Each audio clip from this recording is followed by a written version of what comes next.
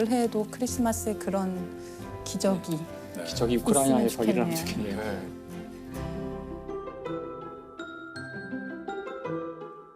예, 자, 김영하 작가님이 정의하는 기적, 이건 뭘까요? 뭐 저도 그 아까 김상욱 선생님이 말씀하신 것처럼 확률이 엄청나게 적은 일이어야 된다. 이거는 분명하고 그렇죠. 네. 또 하나는 이제 그 사람들의 마음에 어떤 기쁨을 줘야 된다. 확률이 적은 일이라고 해서 사람들이 다 와 기적이야 이러진 않잖아요. 기쁨, 또 인류에 대한 희망, 뭐 이런 것들을 줄 때 우리가 굉장히 기적이라고 기리고 그러잖아요. 그래서 제가 처음에 그 얘기를 딱 들었을 때 드는 생각이 들었던 인물은 그 어니스트 셰클턴이에요.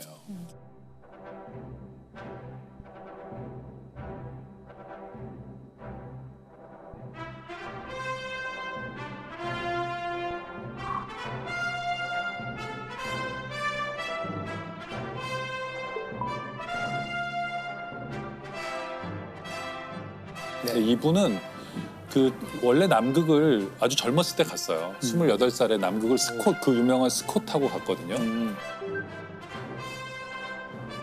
근데 갔는데 실패하고 돌아왔죠. 근데 이분은 남극에 뭐가 있는지 두 번째로는 이제 스콧 아니라 자기가 자발적으로 또 해가지고 또 자기가 탐험대를 조직해서 남극을 가요. 근데 탐험대를 조직하는 게 그 천문 그거랑 되게 비슷해요. 펀딩을 해야 돼요. 사람들이 돈을 막 크라우드 펀딩. 크라우드 펀딩을 해서 막 소액 헌금한 사람도 있고 막 기부도 받고 부자들 만나면서 설득해야 돼요. 돈이 많이 들잖아요. 네. 그런 탐험은 거의 우주선 띄우는 것만큼 돈이 드니까 제안서를 잘 써야 돼요. 잘 써야 되겠죠. 다들 작가들이겠네. 네, 그리고 영업에 좀 이게 다 대가들이에요. 그 탐험을 떠난 사람들 보면은 설득을 먼저 하는 게 우선이거든요. 근데 셰클턴에서 어쨌든 설득을 잘해서 배를 하나 또 타고 갔는데 이번에는 남극에 거의 한 190km 정도 지점까지 남극점까지 가요. 네. 그 정도면 거의 서울에서 한 대전 뭐 좀 그렇죠. 넘어가는 그 정도까지 얼마 안 간다니까 남았네요. 탐험이라면 거의 다 간 셈이죠. 근데 셰클턴은 안 되겠다 돌아가요. 왜냐하면 식량이 떨어지고 그래가지고 돌아와서 눈물을 머금고 돌아오거든요. 돌아오는데 스콧 경은 그 다음에 이 사람 다음에 가요. 네. 그 스콧 경도 역시 그 남극에서 노렸잖아요. 근데 스콧은 남극에 못 간 줄 아는 분들이 많이 계세요. 스콧은 남극에 가긴 갔어요. 네. 또 스콧이 왜 사람들이 이렇게 비극적이라고 생각하냐면 남극에 갔더니 방금 전에 다녀가신 분이 계신 거예요. 아 그게 노르웨이 아문센이에요. 그래, 그러니까 남극점을 처음 간 사람이 아문센 아니에요? 아문센이에요. 맞아.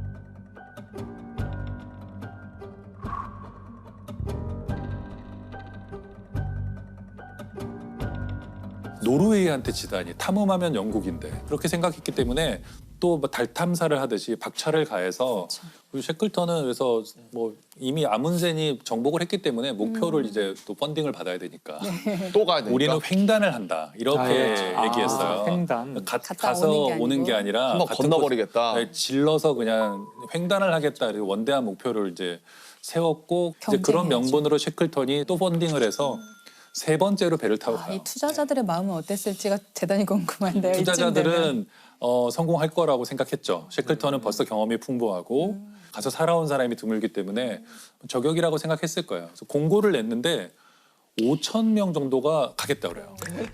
이배 네. 같이 타겠다. 그 남극에 가겠다. 근데 그 요리사도 공고문을 필요하고. 뭐라고 썼어요? 셰클턴이 뭐 별말 안 썼어요. 그냥 남극점 갈 사람? 예, 뭐.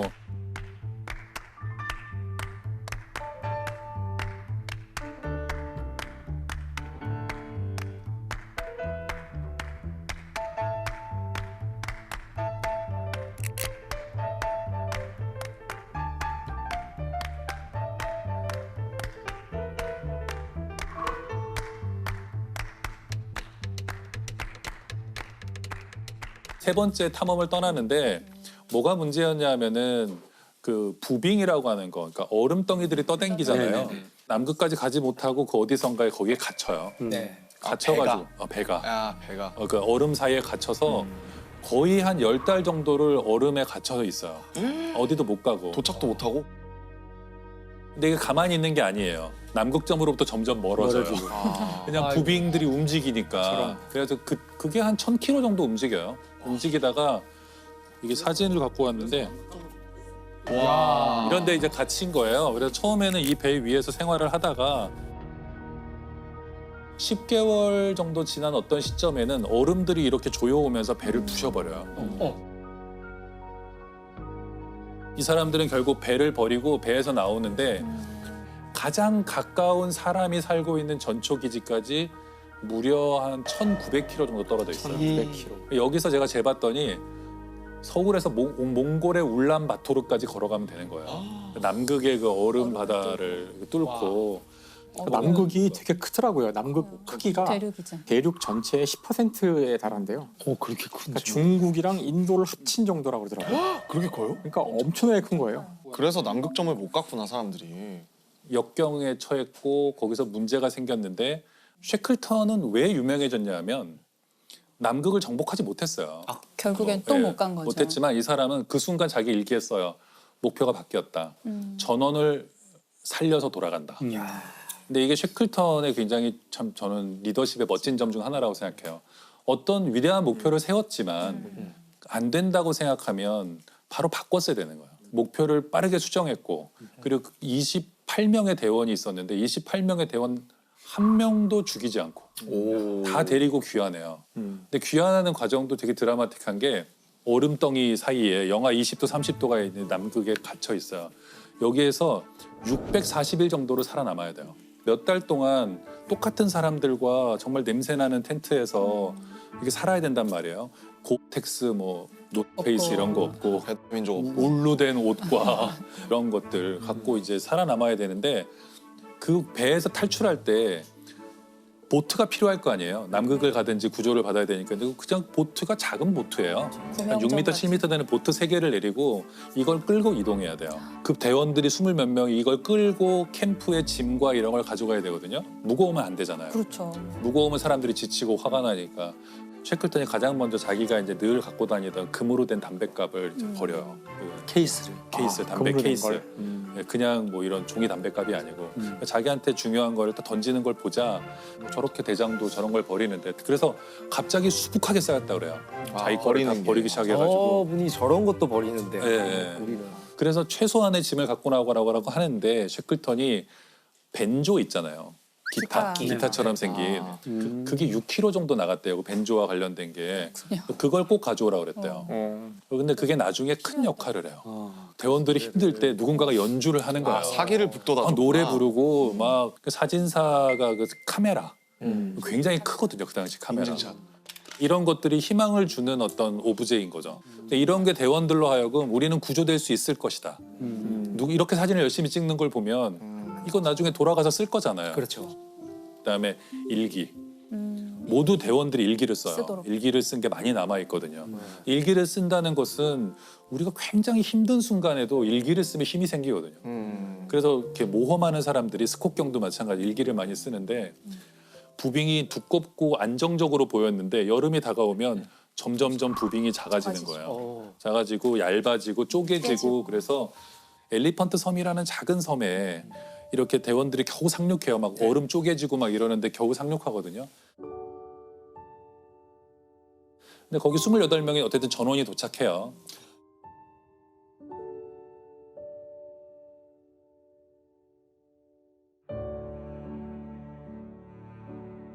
물론 자기가 가요. 네. 내가 가겠다 하고 6명의 이제 말하자면 결사대를 뽑죠.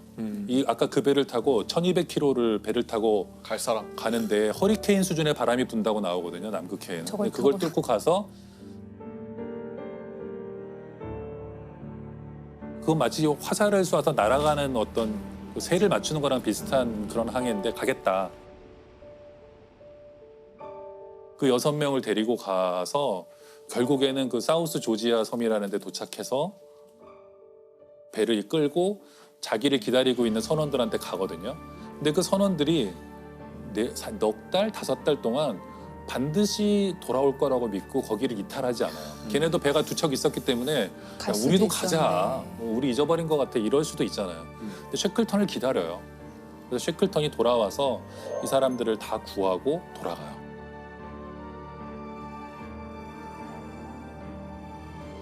소설로 써도 안 믿을 내용이네요. 예, 예. 너무 비현실적이라고 생각할 정도로 이런 게 이제 기적이죠. 그런 리더십 때문에 셰클턴이 다시 재평가가 되는 그렇죠. 거겠죠. 그런 면이 있죠. 굉장히 솔선수범하는 면도 좋고 윤리적이었다는 거. 굉장히 그 셰클턴에 관한 모든 기록들이 깨끗하구나. 굉장히 깨끗하고 언제나 자기보다 이제 대원들의 안전 같은 것들을 이렇게 우선시하는 그런 것은 뭐 분명하고요.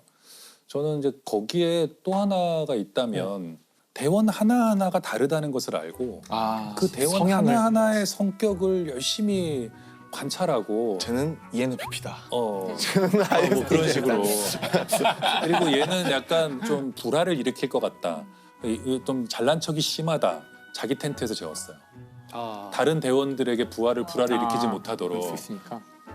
또 얘는 별로 할 게 없네 그러면은 뭐라도 일을 맡겨줘서 할 일을 만들어주고 그냥 무조건 나쁜 사람은 없잖아요. 그렇죠. 상황에 안 맞는 사람도 있는 것이고 지금 당장 뭐가 불만인 것도 있을 것이고 이제 셰클턴은 그거 하나하나를 다 이제 만족시키거나 아니면 그에 맞는 자리를 주려고 노력했고 또 하나 이제 제가 아까도 잠깐 말씀드렸지만 저는 문화 예술의 중요성 이런 걸 알았던 사람이라고 생각해요. 탐험가로는 벤조, 드물게. 글쓰기. 네, 그리고 네. 놀이. 왜 예술을 언제 했었냐면 사람들이 이거 탐험을 했다 그러면 맨날 이렇게 뭐 끌고 가는 것 같잖아요. 간 날이 며칠 없어요. 견디는구나. 견디는 거예요. 좋은 날이 오기를 기다리고 이럴 때 이걸 견디게 해준 게 이제 예술이고 그러니까 굉장히 힘든 상황이지만 연주하고 축구 경기 열고 그리고 뭐 음악 감상회 같은 걸 열어요. 축음기를 하나 또 갖고 갔거든요. 예, 크리스마스든 뭐든 억지로 막 기념일 같은 거를 다 찾아서 만들어요. 그리고 표류한 지 1년째 되는 날도 기념해요. 우리 기념일. 좋은 날 아니잖아요. 조난 기념일. 네, 이런 거. 야, 우리 드디어 표류한 지 1년 됐다. 또 먹자 이래가지고는 그런데 그 먹다 보면 그런 생각이 들잖아요. 어쨌든 1년 동안 살아남았잖아요. 그렇지. 그러면 순간적으로 기분이 좋아지잖아요. 대원들이 일체감을 느끼고.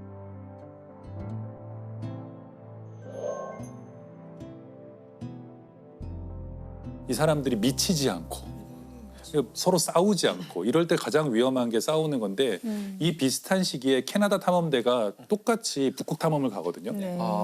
여기는 일단 똑같이 그 부빙 속의 좌초예요.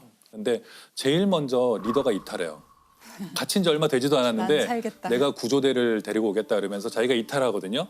근데 이 사람은 이탈해서 사라져 버려요. 리더가 제일 먼저 이탈하자 남아있는 선원들끼리 서로 불신해요. 서로 파벌이 나눠지면서 반목하고 싸우고 죽이고 이래서 거기는 결말이 좀 끔찍했어요.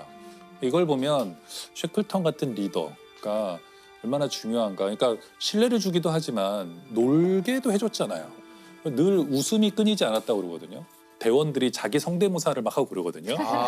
근데 그냥 웃어 넘겨요. 이렇게 하도록 하게 뭐 이러면은 막 웃고. 저희도 애들이 방쇼피님 흉내 자주 냈던 것 같아요. 그러니까 뭐 음악 들으시면 특유의 동작이 나오는데 그걸 뭐 저희끼리 있을 때 뭐 그때 긴장 확 풀리지 않아요? 엄청 풀리죠. 네. 근데 앞에서 해본 적은 아직은 없는 것 같은데. 의외로 좋아하실 수도 있어요. 그러니까. 네. 저한테 질문하는 것 중에 그런 것들이 가끔 있어요. 그러니까 네. 그 아이들한테 그 음악이나 미술 교육 같은 거를 시키면 나중에 과학자가 됐을 때 큰 도움이 되는지. 그럼 저는 뭐라 그러냐면은 거의 도움이 안 될 겁니다. 답을 해요 이렇게. 네. 그래서 물론 창의적이라는 점에서는 뭐 공통점이 있을지 모르지만 그 창의성이 추구하는 바가 다르잖아요. 그래서 뭐 어린 시절에 아니면 예술을 즐기게 하고 싶다면은 그것은 과학을 더 잘하기 위해서가 아니라 예술을 하게 되면 아이가 행복해지고 그것에서 기분이 좋아지고 네. 그래서 해야 되는 것이지. 제가 돌이켜 보면은 저희 애가 말도 잘 못할 때부터 아동국 보러 다니고 네네. 걔가 이쪽을 걸을 필요도 없다고 생각했고 그럴 거 가능성도 없다고 생각했어요. 근데 뭐가 남았냐면 돌이켜 보면 다시 집으로 돌아오는 그 길에서 그 애랑 그걸 얘기하는 거 하고 있는 거예요.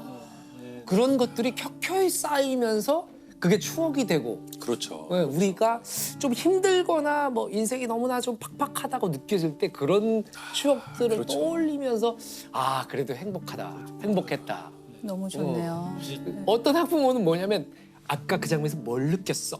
이걸 교육이라고 생각하는 거예요. 그러니까 애는 몰라. 이게 내가 쉬러 온 거고 즐기러 온 건데. 맞아요. 그 학부모님들 얘기하니까 저한테는 그 글 쓰는 것에 대해서 많이 물어보세요. 이제 저는 이공계 출신인데 책을 냈으니까 과학만 얘가 수학이나 과학만 좋아해서 탈이다. 그래서 작문하는 거를 글쓰기를 어떻게 연습하면 되느냐.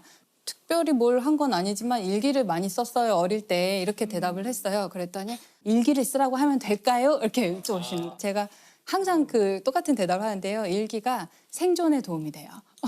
생존에? 네, 일기는 생존에. 생존에 도움이 되는 거고요. 어떤 의미에서 일기가 생존에 도움이 된다고 하시는 거예요? 지금 승무원들의 일기 같은 거죠. 그러니까 저는 청소년기 겪고 이렇게 막 중2병이 오기 시작했을 때 내가 너무 기분 나쁘고 힘들고 막 괴로웠던 일들을 일기에다 되게 많이 썼던 것 같아요. 그래서 그 당시 제 청소년기에 쓴 일기들은 거의 데스노트 수준의 데스노트예요. 아 근데 저도 어떻게 나한테 이럴 수가 저도 그런 것 있어. 같아요. 스스로를 구원하기 위해서 썼던 것 같아요. 네네. 그래서 그런 공개되어 있는 일기 말고 자기만 보는 다른 종류의 일기가 있어야 됐던 것 같고 그게 실제로 제가 굉장히 이렇게 어린 시절에 어려운 일들을 겪을 때 되게 많이 도움이 됐어요. 근데 무언가가 나에 대한 기록을 남긴다는 것은 미래를 생각한다는 거거든요. 맞아요. 희망이 없이는 일기를 쓰지 않아요. 맞습니다. 무감각과 무기력은 단지 방향을 못 잡았기 때문에 내가 지금 쓰고 있는 것이죠.